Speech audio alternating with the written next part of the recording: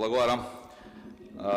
Почитувана колешке, не очекував од вас дека ќе се јавите вие лично да говорите за ова интерпелација, особено што и вие знаете дека ова интерпелација е само еден обичен обид за политичка драма, а најмалку суштинска дебата за земјоделието.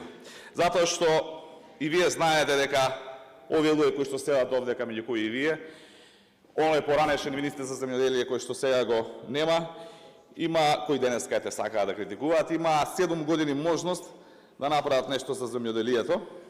Резултатите ги видовте на изборите, меѓутоа ги гледавме и тогаш секојдневно на разноразни протести, искажување на задоволство и се она кое што се случуваше во тој период.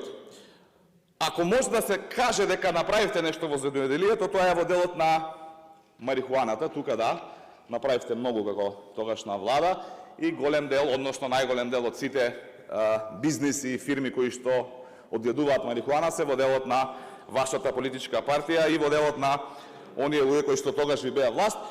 И уште еден сегмент со кој што делувавте негативно во делот на земјоделието, а тоа е преку узурпација на земјоделски површини за развој на фотоволтаици, кои што и како во вашата влада се развие како бизнис, па голем дел дури веќе и членови на семејства се на тогашни министри, премиери се дел од тој бизнис. Меѓутоа, не очекував од вас дека ќе критикувате борба со корупција и криминал и дека заради тоа што двајца функционери биле уапсени и фатени во криминал, тоа требало да имплицира дека министерот е виновен и дека тој требал да одговара. Јас лично мислам напротив.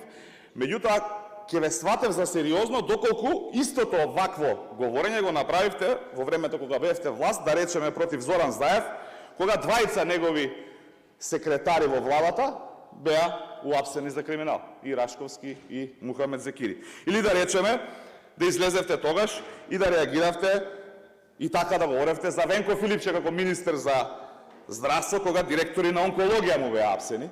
И тоа сериозен криминал, не слушнав тогаш да реагирате, или да речеме да заборувате за таква одговорност од Оливер Спасовски, на кој што те сериозни функционери му беа уапсени заради издавање на пасоши на белосветски криминалци. И вакви примери ги има многу. И тука се гледа вашата недоследност. Така што не може овие исти политички структури кои што не испорачале решенија денес да глумат загриженост, особено што ќе ве потсетам дека во ваше време ова се незадоволни земјоделци. Вака Спасовски со специјалци се обидуваше да ги трне протестирачите, земјоделци независни, незадоволни од вашето владење. Денеска вакви слики нема да види.